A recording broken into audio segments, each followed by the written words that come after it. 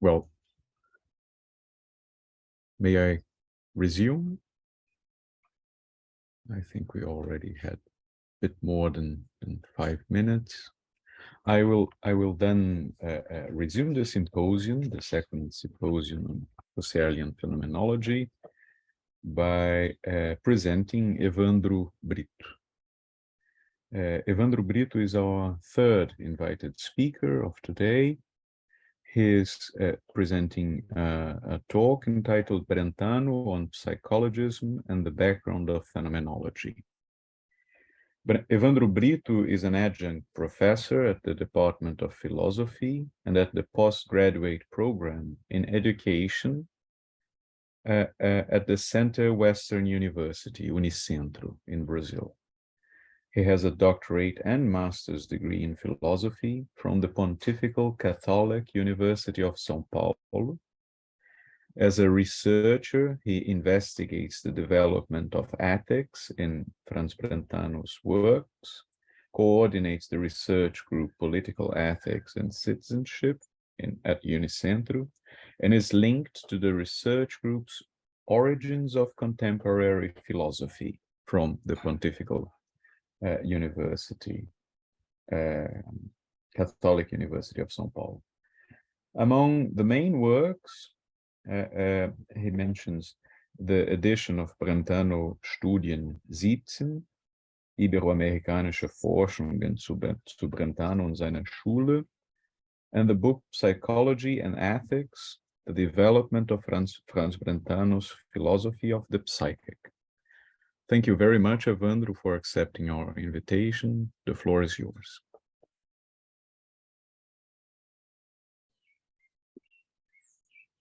Good morning, and thank you very much about the invitation. It's a pleasure stay together, even in the virtual connection. And thank you, Professor Ricardo Gouveia, Professor Paulo Tadei, Professor Flávio Curvelo. And I'm so happy to stay with our researchers, Professor Lilian Ausweis and Ying-Xian Yang. Very interesting exposition and of the development of his research. And I will expose my parts of my research, and I thank you again by the opportunity to talk about Brentano, and this point that was maybe have a connection, but is not really a phenomenological point. I mean that psychologism in Brentano. But in my talk, I would like to show why maybe there are interesting points in my exposition, even for the phenomenology researchers. I will expose the draft of my paper, and I think this is the best way to follow, and the English expositions. Just a moment, please.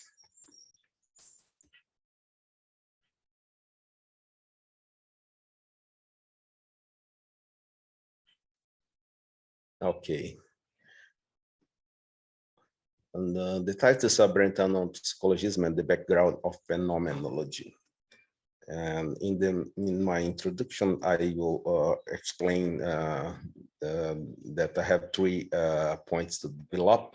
I will expose the first one and the second point in textual argumentation. But the third point, I will show some schema about the structural descriptive psychology of Brentano, and point out what I mean can be understood like a Brentano solution about the Psychologismus or the discussion about psychologism. Okay, point 1, introduction. In a short text entitled On Psychologism, which only became public in the appendix of the second edition of Psychology from an Empirical Standpoint in 1911, Franz Brentano positioned himself about the controversy about the psychologism, or the psychologism is right, by vehemently refuting the label of psychologist attributed to him by Edmund Husserl, one of the most influential names in what would become known as the Brentano School. The development of this presentation, which aims to analyze psychologism's straight exclusively from Brentano's perspective, is divided in three moments. In the first moment, I present Brentano's textual response to Husserl to support the following hypothesis. Brentano interpreted the Husserlian critical arise against his theory of knowledge, not as a critique of a type of ontological psychologism, but as a critique of a specific type of epistemological psychologism, which referred it to relativism. This hypothesis assumed that this is defended by Porta, who argues that around 1900, the use of the term psychologist in Germany differed from those formulated by Husserl in logical investigation. In this context, psychologism would be a tendency, a program, or a thesis that, in this epistemological version, reduced a given discipline to psychology, and in its ontological version, reduced a certain set of entities or phenomena to psychological entities or phenomena. In both versions, the term psychologism critically described a mode of reductionism, which implied both ignorance of some kind of specificity and relativism, and denial of objectivity. In the second moment, I build one of recent results of Porta's investigation into the states of psychological method in philosophy in the 19th century, and make explicit how this method presents itself in the context of the formulation of Brentano's theory of knowledge as it was developed between 1874 and 1891. This historical exposition of the relation between psychological method and philosophy allow us to highlight not only the reason why Brentano psychology could not be conceived as a science independent from philosophy, but fundamentally the philosophical character of psychology, named by Brentano as phenomenology or descriptive psychology. In the third and last moment, taken as a base the assumption of Brentano's theory of knowledge, formulating in his descriptive psychology, I present two reasons sustained by Brentano to refuse the label of epistemological psychologism attributed to his theory of knowledge. A, Husserl was mistaken about his definition of true, and B, Husserl was also mistaken about his psych description of the act of judging, and therefore was unable to understand the relation between psychology, logic, and theory of knowledge. I will leave open the question about the plausibility of the Brentano's thesis, given the recurrent later formulation and reformulation of the Husserlian phenomenology, as well as the development of psychologism's straight. 2. Brentano on psychologism. 2.1. Point 1. The context of a text on psychologism. Brentano's position in the polemic about psychology, as he defended in the appendix of the second edition of Psychology from an Empirical Standpoint, was part of the seat of clarification presented against the attack that the first edition of Peace had received. The publication of this clarification in the form of an appendix was part of strategy adopted by Brentano, which had two objectives. The first was present the innovation and improvement that he had developed for his theory during the 30 years that followed the publication of the fourth edition. However, as he himself pointed out, it was necessary to note about such innovation that the later investigation have not substantially altered the view expressed in it. Also, they have led to further development or to improve it on some other important points.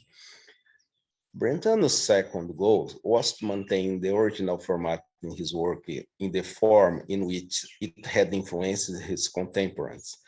Taken together, these goals made understandable Brentano's explanation that he was led to follow this procedure by the realization that many eminent psychologists who had shown great interest in my doctrine were more inclined to rely to it in the first form than to follow me in my new lines of thinking. Therefore, also, it was of utmost importance to preserve the text on the first edition in its original form, out of respect for the psychologists who took it as a starting point.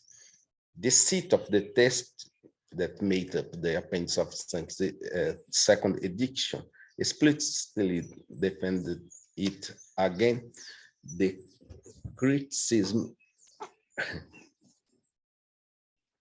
arised against the first version of his theory of knowledge. This dual proposal was explicitly stated by Brentano himself in the following term.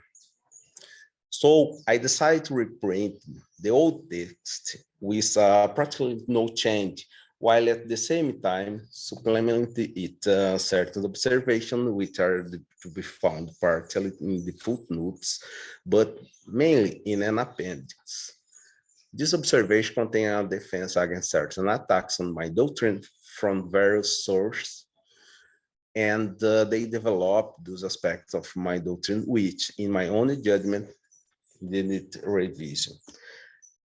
This dual proposal of the appendix in 1911 edition, therefore, cited the context that defined both the base of the alleged psychologism rejected by Brentano and the defense put forward by Brentano himself against the misconception that would have led Husserl to such an interpretation. 2.2, the text on psychology.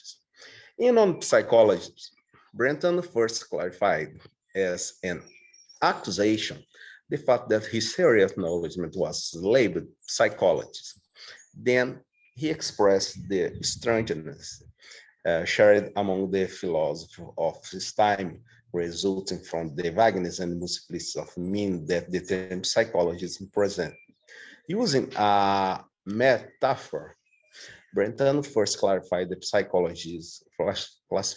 clarified that psychologism was a word which had lately come in use, and when it was spoken, men of pure philosophy, like men and Orthodox Catholic, when he heard the term modernist, crossed himself as so that devil himself were in it.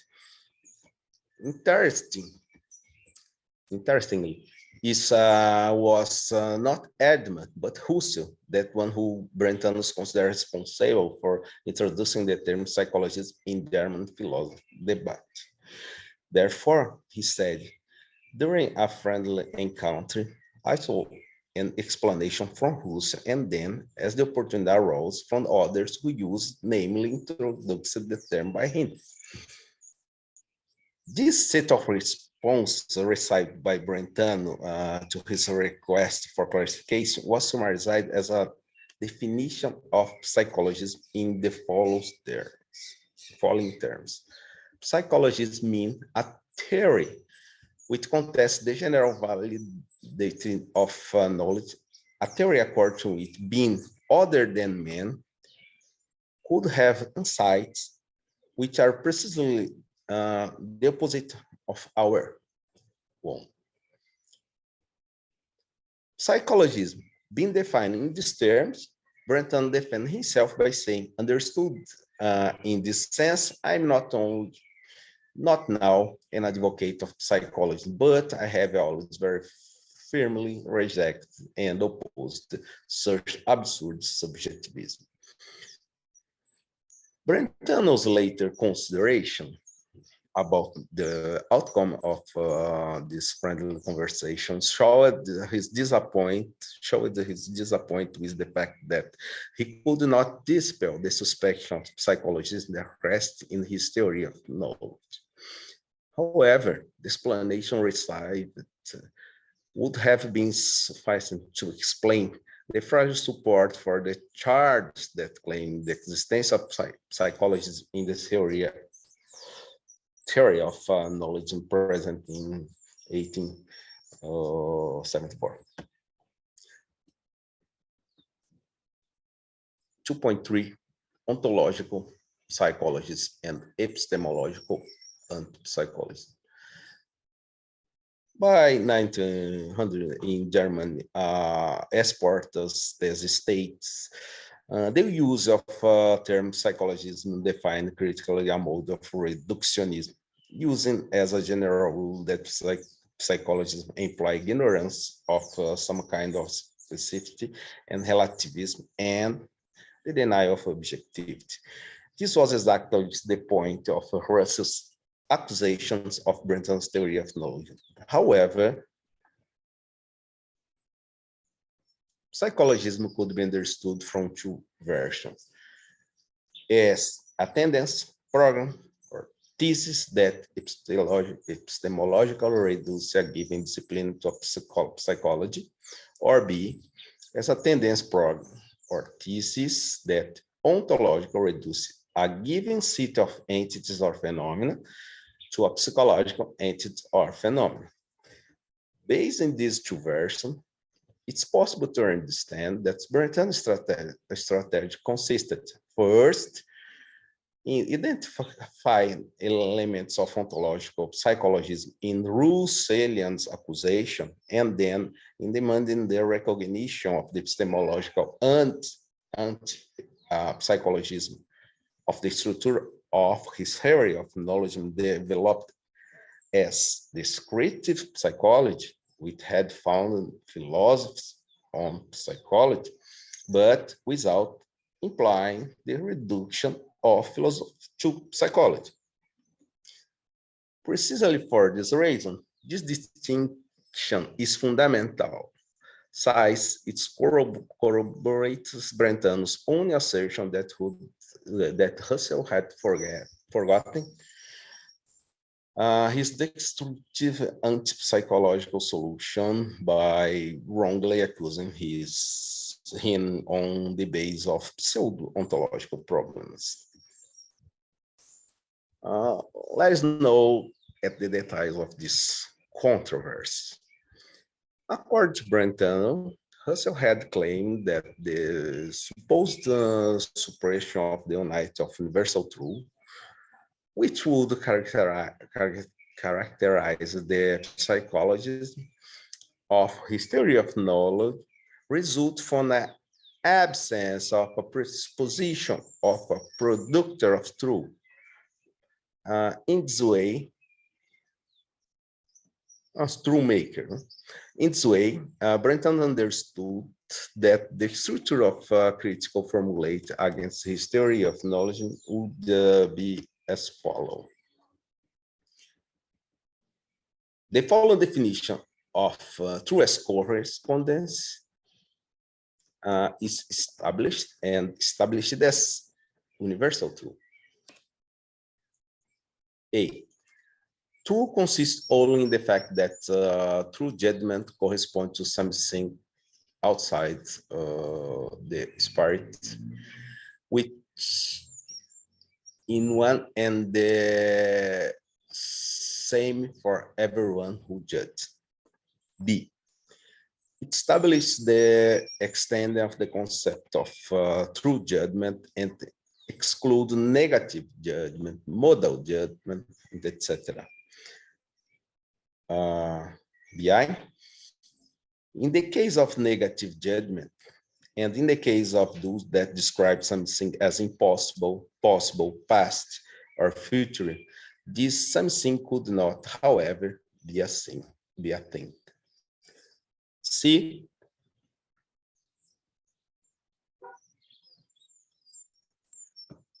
It turned out that Brentano's theory of knowledge does not respect the established criterion of truth. CI. Brentano's theory holds as something existing alongside things, also indeterminate non-things, no beings, possibilities, impossibilities, past beings, future beings, etc. D. It concludes the Brentano's theory of knowledge is here, and therefore suppresses the unity of universal truth. In analyzing the structure of this critique, Brentano recognized that there was a fundamental error in the charge leveled against his theory, named the denial of the exclusivity of correspondence to something outside of spirit.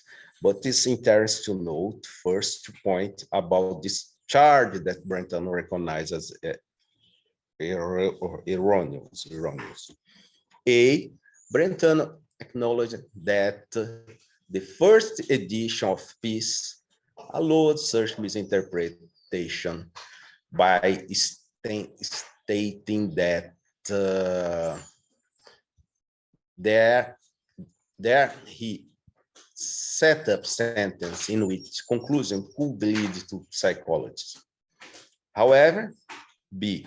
Brentano also stated that in the writing of the first edition, he did not explicitly point out that the elimination of the universality of knowledge was consequence of the denial of such exclusivity of correspondence of something outside spirit. Taken together, and even if points A and B were merely circumstantial consideration about the erroneous accusation, Brentano felt that these two reasons would already be sufficient to absolve him for the charge of psychologism. Therefore, he said, even if the elimination of the general validity of knowledge were a consequence of such a denial, it still would not do to calm me down for being an advocate of psychologism, because I myself do not draw this conclusion. One could only say, for example, that I put forward proposition which in their consequence would have to lead a psychologist. Well observed and considering Frechet's analysis of the concept of intentionally revisited, we can claim that many of the psychologists' interpretation of peace stemmed from the incompleteness of the work. In fact, the Brentano theory of truth as evidence had not been developed in 1874. Its presentation in the form of lectures as well as its publication occurred in 1889 and around, in the context of the elaboration of the paper that made up the book Descriptive Psychology. In the most forceful argument for his refutation of the Husserlian accusation, Brentano pointed out that his theory of knowledge, founded in descriptive psychology, allow a distinction between the question of law, logical validity, and the question of fact, genetic necessity, and therefore allow the description of the same of the nature of the two as evidence. Still according to Brentano, as evidenced by the following quotes, what was inadmissible was the accept that Husserl did not know or had forgotten the foundation of his theory of knowledge. Then Brentano said, this by way of defense against defamatory talk, which I can scarcely believe that really come from the lips of one of my own students. In order not to put an even worse interpretation of it, I must assume that this is an indication of an extraordinary poor memory. I, at least, both in my lecture and in my right, have already very firmly distinguished between lawfulness in the sense of natural necessity and in the sense of correctness of activity. Indeed, no one before me and not the one after me, Husserl included, has been able to express himself with greater clarity and emphasis on this matter that I have. The foregoing is sufficient to present the textual base of my hypothesis, in which I claim that Brentano interprets the Husserlian critique rise against his theory of knowledge as a critique of a specific type of epistemological psychologists. It's now up to me to present from Brentano's own theory of through the textual collaboration of his hypothesis, as well as Brentano's way of refuting this criticism. However, this task will remain for the last part of this presentation because it's plausibility requires that we first present the function of the psychological method in Brentano phenomenology or descriptive psychology. In other words, how Brentano structured the psychological method in order to ground philosophy in psychology and thereby to structure its proposal or descriptive psychology. Psychology method. Porta's recent investigation into the historical development of psychology, especially prior to the publication of sociological investigation, showed that most of the polemic around psychology results from the divergence between varieties of conception of psychological method. In any case, specifically for the context of development in Brentano's descriptive psychology, Porta say it's conceptually and historical philosophically more appropriate to understand the notion of psychological method in a neutral way, as a thesis that make psychology the fundamental discipline of philosophy, and that does not reduce the later to the former. In this sense, the notion of psychological method is not to be confused with that of psychologism, either in its epistemological or ontological version. According to the historical systematization developed by Porta in Brentano's and psychological method, what is characteristic of Brentano's relation to the psychological method is that at the same time he take up elements from it, he developed them, deepens them, and the short produces something essentially new. Therefore, we present 9 fundamental characteristics which allows allowed the Brentanian reconstruction of psychological methods to structure philosophy as descriptive psychology. Let us see. Point 1. Two fundamental theses of Brentanian philosophy were at the base of purpose of the psychological method. Size its reception in the Germanic environment. Psychology is the base of discipline of philosophy, and B, the true method of philosophy is no one than that of natural science. This is the 14th thesis of habilitation of Brentano. 2. Brentano continues the tradition already underway in German sphere. 2A, 2 points in common with the psychological methods. I. The enemy, which in Brentano certainly extends from the speculative idealism to idealism as a whole, including the Kantian one. 2. The positive purpose that is they found in the philosophy as a science through experience, taking the method of Naturwissenschaft as a model. But not merely the thesis, but even the specific mode is German. Here in Porta's analysis, he developed an investigation about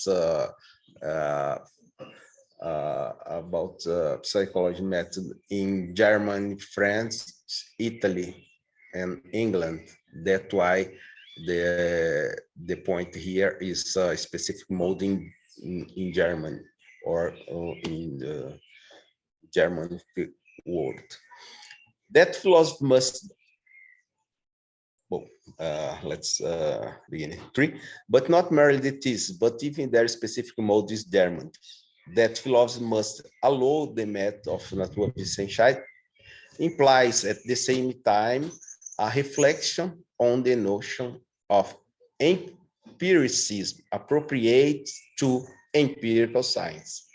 4. In Brentano's conception, the proper and the specific method of Naturwissenschaft is not the mathematical construction, but to fit the nature of its object. In the case of psychology, this adequacy implies that A, to be empirical science, this experiment is characteristic descriptive and not inductive.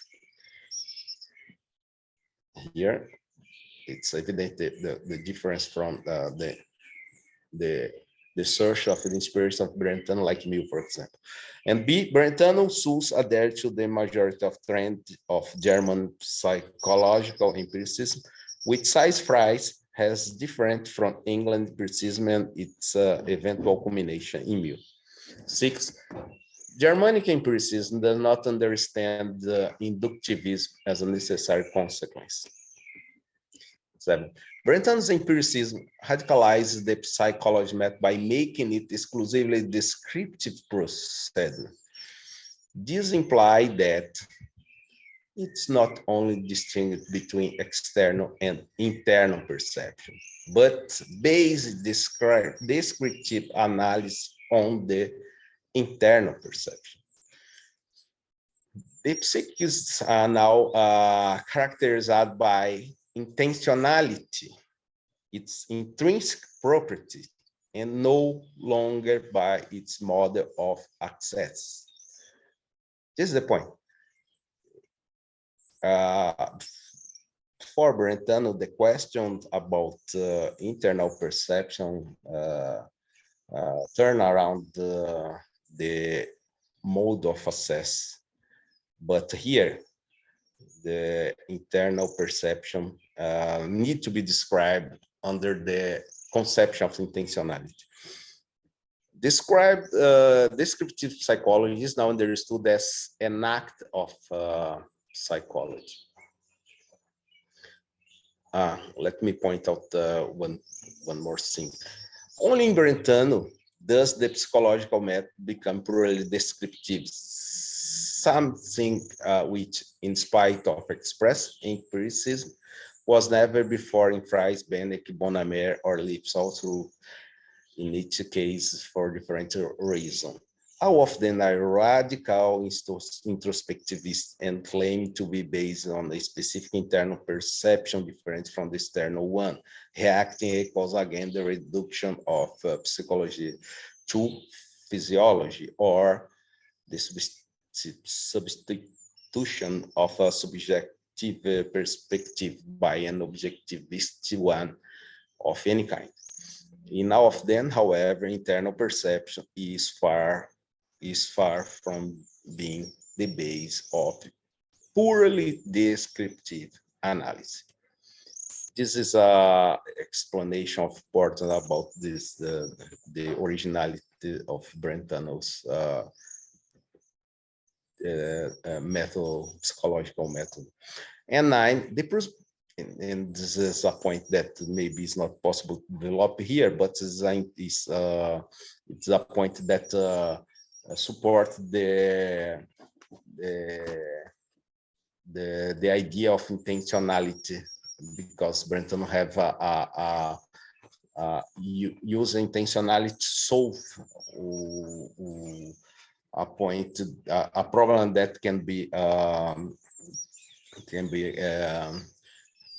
developed by the principle of immanence. 9, the presupposition of the principle of immanence, PI, plays an essential role in the base of argument that leads to the ground of philosophy in psychology. PI is the Cartesian definition. PI is the Cartesian Lockean thesis that only direct and immediate object of conscience are its own representation, Hostellum, or ideas. I would like to say something more when I showed my scheme of the Brentano's theory of evident truth. This 9 point presents from his historical systematization allow us to understand not only the context of Brentanian's 1874 book, but also its fundamental assumption that becomes explicit the paper that composed descriptive psychology. Esport concludes the book Psychology from an Empirical Standpoint, in which the tradition of the psychology method, sharing with it its fundamental objective and presupposition, namely the reorientation of philosophy to natural science by promoting a new type of empiricism, typically Germanic, characterized by its no inductivistic tendency. Notwithstanding this common starting point, which will ultimately refer to a foundation of philosophy and psychology, the understanding of psychology itself no longer defined merely by its introspectionist approach, but by intentionality, and this correlative new understanding of inner perception presents characteristics different. Brentano began the first to link the proposal of the psychological method to the historic and consequent descriptive approach. This approach, which at first fructifies in the idea of psychology of art, will nevertheless lead to a continuous way, and by a very spite of analysis of intentionality to the overcoming of this determination in the sense of a proper phenomenology, which will integrate in its scope elements of that transcend this very result, however, falling into the confusion pointed out by Neo-Kantianism in the sense of any overlapping psychological and epistemological plane. And now I finish with what can be the answer of Brentano's, but I expose the possibility of description of the truth using showing the Brentano schema about evident judgment. If to understand this Brentano's theory, we need at first use all the presupposition of the Brentano's psychology method. And in this way, what Brentano, what theory Brentano can to do to prove the true as evidence is describing one example of evident judgment. For Brentano, the evidence of a judgment, it's what is pointed out by Aristotle, for example, in the principle of no contradiction. Yeah. The point here is that Brentano believes that his theory can describe the evidence that we can find in the judgment that use the principle of no contradiction. Let me say something, maybe it's everybody here know, but Brentano developed new rules for the logic of syllogism, and he believed our proposition to be our proposition, universal sentence, need to be understood as an existential sentence. And that's why he believed, taken from this point, that the logic can be described, and the principle of contradiction can be described using at least two elements of an act of judgment. For example, let me return to the big schema. When Brentano take an act of judgment that is evident, he supposed that the act of judgment, he supposed that the act of judgment is denying or affirming. But what? The act of judgment is denying or affirming a presentation that is in the base. In this case, you need to understand the process of